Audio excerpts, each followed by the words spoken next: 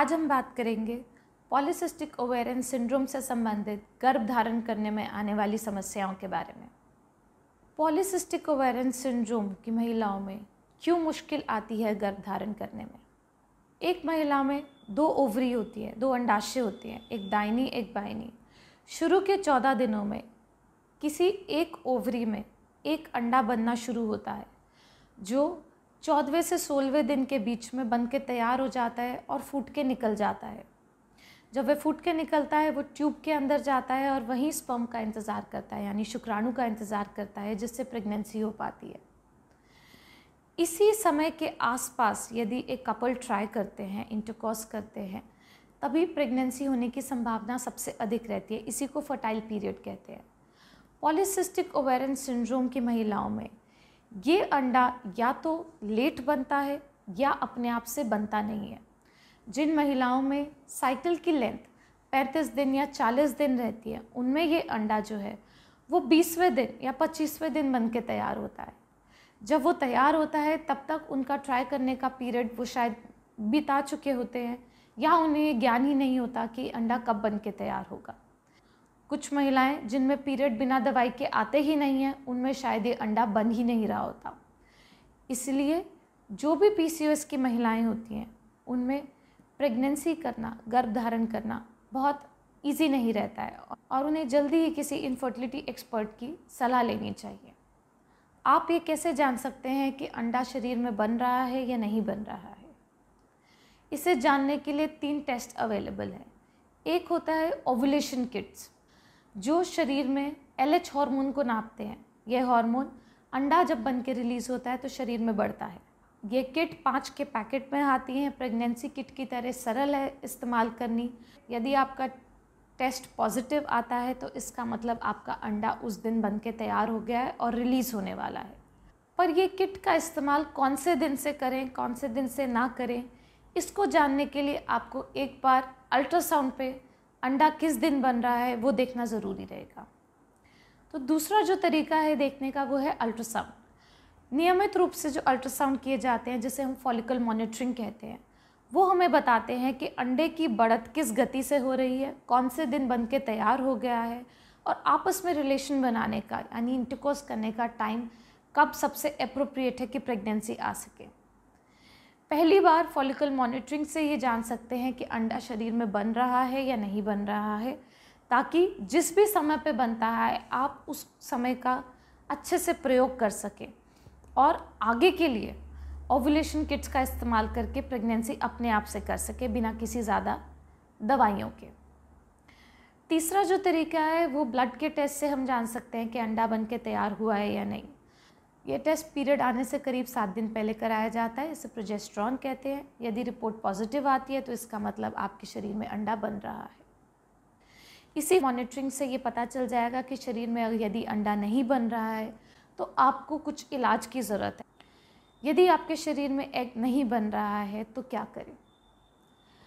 Egg बनाने के लिए टैबलेट्स और इंजेक्शंस अवेलेबल होते हैं। कौन सी टैबलेट लेनी है, किस डोज में लेनी है, कौन से दिन से लेनी है, ये आपके डॉक्टर आपको सलाह देंगे आपके एक अल्ट्रासाउंड के बाद। आमतौर पर टैबलेट 5 दिन के लिए ली जाती है। अल्ट्रासाउंड मॉनिटरिंग की जाती है ये देखने के लिए कि टैबलेट का कितना असर आया है नहीं आया है, टैबलेट की अगली साइकिल में डोज बढ़ाने की ज़रूरत है या नहीं, या इसी साइकिल में टैबलेट के साथ कुछ इंजेक्शन देके एग बनाया जा सकता है या नहीं जा सकता है। जिन महिलाओं का एग अपने आप से नहीं बनता है उनके लिए ये टैबलेट और इंजेक्शन बहुत फ़ायदेमंद होते हैं। यदि किसी का बार बार टैबलेट देने और इंजेक्शन लगाने पे भी एग ना बने तो क्या करें? बहुत बार ऐसा देखा है टैबलेट का डोज बढ़ाना या इंजेक्शन और टैबलेट के कॉम्बिनेशन देने से एग बन जाता है शरीर में। यदि नहीं बनता तो लो डोज में बहुत कम मात्रा में इंजेक्शन हो सकता है 14 से 21 दिन भी लगाए जाएं, तब अंडा बन के तैयार हो जाए। यदि ऐसा भी नहीं हो तो हमारे पास IVF की ऑप्शन यानी टेस्ट ट्यूब बेबी की ऑप्शन या लैप्रोस्कोपी दूरबीन से ओवेरियन ड्रिलिंग की ऑप्शन अवेलेबल होती है। क्या पॉलीसिस्टिक ओवेरियन सिंड्रोम के पेशेंट्स को IVF यानी टेस्ट ट्यूब बेबी ही कराने की ज़रूरत पड़ती है? ये बिल्कुल ज़रूरी नहीं है कि PCOS वुमेन को टेस्ट ट्यूब बेबी के लिए ही जाना पड़ता है। हम सिंपल ट्रीटमेंट से शुरुआत करते हैं। सिंपल ट्रीटमेंट में एग बनाने की दवाई दी जाती है, टैबलेट दी जाती है। यदि उससे एग बन जाता है, जो कि ज़्यादातर केसेस में होता है, तो प्रेगनेंसी का चांस उतना ही रहता है जितना एक नॉन पीसीओएस वुमेन में होता है।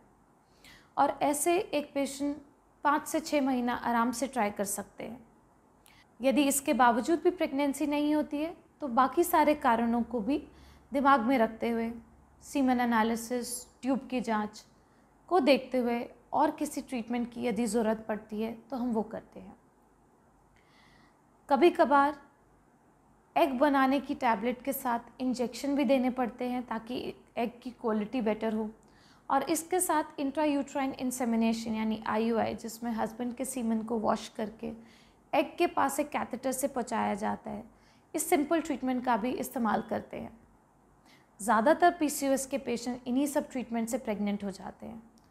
वो पेशेंट जिनमें या तो 3 से 4 बार इंट्रायूट्राइन इंसेमिनेशन भी फेल हो गया है, या सभी टैबलेट और इंजेक्शन देने के बावजूद भी एग या तो बनता नहीं है, या कम डोज देने पे बहुत सारे एग बन जाते हैं, सिर्फ उन्हीं पेशेंट्स में IVF की ज़रूरत पड़ती है। क्या पॉलीसिस्टिक ओवेरियन सिंड्रोम की प्रेग्नेंट वुमेन प्रेगनेंसी अच्छे से कैरी कर पाती है? क्या उनमें अबॉर्शन के रिस्क ज़्यादा तो नहीं होते हैं?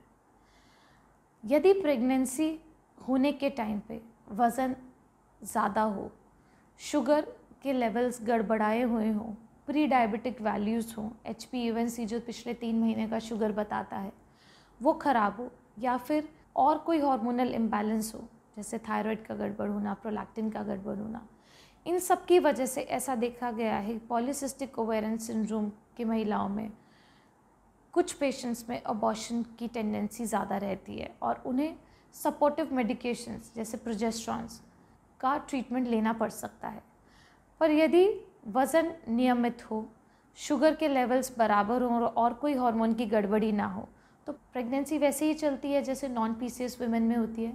इनमें क्योंकि डायबिटीज़ होने का रिस्क ज़्यादा रहता है, तो शुगर की टेस्टिंग हम बाकी महिलाओं के मुकाबले थोड़ा सा जल्दी कराना चाहते हैं, ताकि अगर शुगर डेवलप होती भी है प्रेगनेंसी में तो वो इजीली जल्दी से ट्रीट हो सके।